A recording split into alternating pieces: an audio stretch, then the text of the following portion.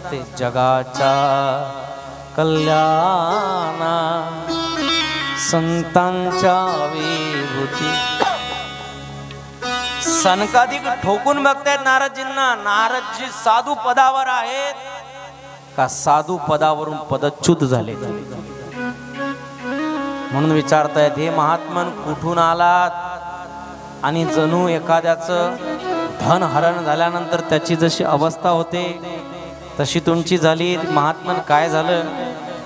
तेव्हा नारदजी आपल्या दुःखाचं कारण सांगतायत, हे सनकादिकांनो, मी सगळ्या पृथ्वी तलावर फिरायला गेलो। अहम तु पृथ्वी यातो ज्ञात्वा सर्वोत्तमामिति पुष्करंच प्रयागंच काशीं गोदावरीस्तथा हरिक्षेत्रं कुरुक्षेत्रं श्रीरंगं सेतुवंदनम एवं आदेशु तीर्थान इतस्ततः।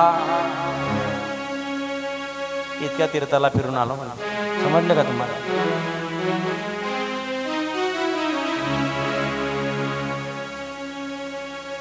रामेश्वरापासून तर इकडे बद्रीनाथ पर्यंत, बद्रीनाथ पासून तर इकडे कन्याकुमारी पर्यंत मी एकही तीर्थ सोडलं नाही।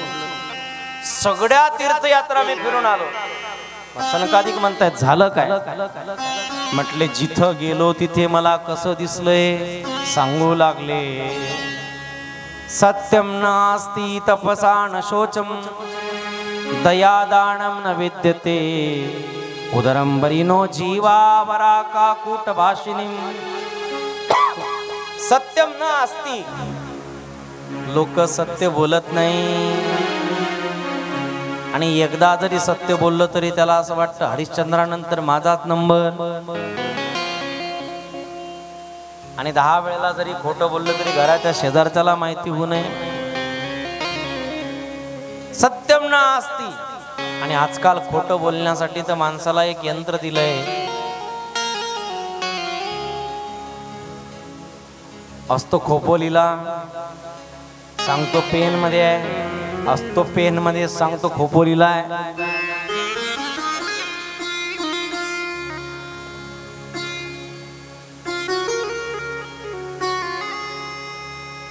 खोटं बोलणं माणसं, लहान लहान मुलांनाही आपण खोटं बोललो तर त्यांच्यावर तेच संस्कार पडतात। एका माणसाने एकाकडून 2 लाख रुपये उसने घेतले, 4 दिवसात देतो म्हणून सांगितलं। 4 दिवस झाले, महिना झाला, 2 महिने झाले, 3 महिने झाले, पैसे काही वापस देतच नव्हता। ज्याचे पैसे होते तो परत परत फोन करायचा, हा लगेच कट करायचा। लईच त्याचे एक दिवस फोन यायला लागले म्हणून मुलाकडे दिले आणि मुलगा लहान होता, 3-4 वर्षाचा, नुकतंच बोलायला लागला होता। म्हटले, सांग फोनवर की माझे बाबा घरी नाही आहेत। हा घरातच, आणि हा बापाने सांगितले असं सांग फोनवर यांना की बाबा घरी नाही।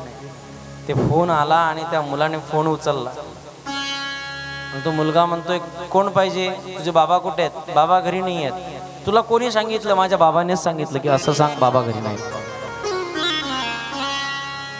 त्यांच्यात विकार नसतात, त्यांच्यात आपण निर्माण करतो। सत्यम न अस्ति। दुसरी गोष्ट सांगितलेली आहे, तपम न अस्ति। माणसाला देव प्राप्त झाला पाहिजे असं प्रत्येकाला वाटतं। बऱ्याच जणांना असं वाटतं, आज जर मी माळ घातली तर उद्या देवाने माझा भात काढायला यावं। आज माळ घातली की उद्या भात काढायला यावं देवाने। इतकं सोपं आहे होय? इतकं सोपं नाही आहे माझं। तप राहिलं नाही माणसाच्या जीवनात, काही काळ तप करावं लागतं। ज्ञानोबा म्हणतात, तपे विन दैवत दिदल्या विन प्राप्त।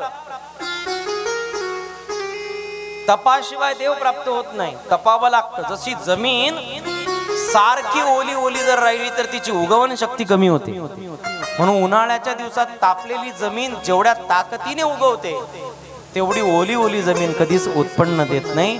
तसं आपलं हृदय पटल सुद्धा कधी कधी तापलं पाहिजे वैराग्याच्या भूमीत, तेव्हा भक्ती देवीची निर्मिती होते। तप नाही, देव पाहिजे। आमच्याकडे एक संत होऊन गेलेत, राष्ट्रसंत तुकडोजी महाराज. त्यांचं फार गोड एक भजन आहे. मनी नाही भाव म्हणे देवा मला भाव, देव शान मिळायचा नाही रे, देव बाजारचा भाजीपाला नाही रे. मनात भाव नाही आणि म्हणे देव मला पाव, तर देव कसा प्राप्त? तप अत्यंत महत्वाचा आहे. मग त्याच्यासाठी अनेक प्रकारचे तप सांगितलेले आहेत. कायिक तप, वाचिक तप, मानसिक तप. या शरीराने आळंदी ते पंढरपूर वारी करणं, या शरीराने रोज भजन करणं, हाताने टाळी वाजवणं, रोज या हाताने मंदिरात झाडू मारणं, हे कायिक तप आहे. वाचिक तप, भगवंताचं नाम चिंतन करणं, हे वाचिक तप आहे. आणि मनाने भगवंताचं मानसिक चिंतन करणं, हे मानसिक तप आहे. आणि ज्याच्या जीवनामध्ये हे तीनही तप होतात, त्याच्या जीवनामध्ये त्याला भगवंताला शोधायला जावं लागत नाही, देव त्याला शोधत येतो. देव त्याला शोधत येतो. सुखे येतो घरा नारायण, नारायणाला शोधत नाही जावं लागत, तो घरी येतो. एक प्रसिद्ध अभंग आहे. ऊच नीच काई नेने भगवंता, तिष्ठे भाव भक्ती देखोनिया, देखोनिया. घरी जाऊन पूर्ण अभंग वाचून घ्या. कोणाकोणासाठी तो आला, काय काय नाही केलं, न सांगता करी सर्व काम का करतो. सुखे येतो घरात, त्याला बोलवलं नाही तरी तुला आला.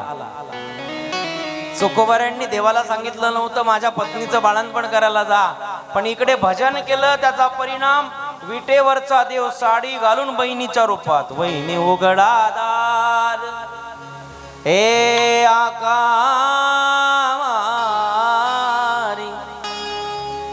वहिनी उघडादार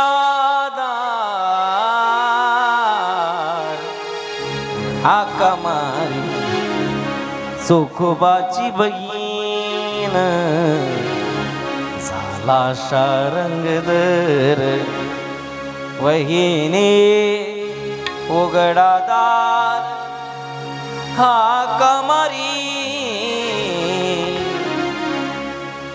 भगवंत सगळे कार्य करतो. देवासारखा न सांगता काम करणारा जगाच्या पाठीवर एकही नोकर नाही. एक दिवस, 2 दिवस, लईतले 2-3 वर्ष नोकर टिकतात. लईच काही असलं तर 5-6 वर्ष, 10 वर्ष, 12 वर्ष ती पगार दिल्यावर टिकतात. पण एक नोकर असा आहे की जो बिगर पगाराचा टिकला. किती वर्ष? कावडीने पाणी जागरी चक्र पाणी वाये, अनन्य भक्ती भावे निळावंदित से पाये. 36 वर्ष पाणी भरण्याचं काम केलं, चंदन उगवून द्यायचं काम केलं. श्रीकन्या म्हणून नाथ बाबांच्या घरी का करतो? तर कामधंदे नाही. तुमच्या माझ्यासारखं एक बायको 2 लेकरं नाही, 16,108 गुणिला = 11 मुलं. एका बायकोपासून 11 भगवंताला अपत्य झालेत. 16,108 गुणिला 11 किती मोठं कुटुंब. त्याचे जावाई, युवाई आणि त्याचे ते बघा ना तुम्ही, ते लावा ते हिशोब, घरी जाऊन लावा, इथं नका लावा. इतकं सगळं सोडून द्वारकेचा राणा पांडवा घरी. हे परिणाम कशाचा असेल तर हा तपाचा परिणाम आहे.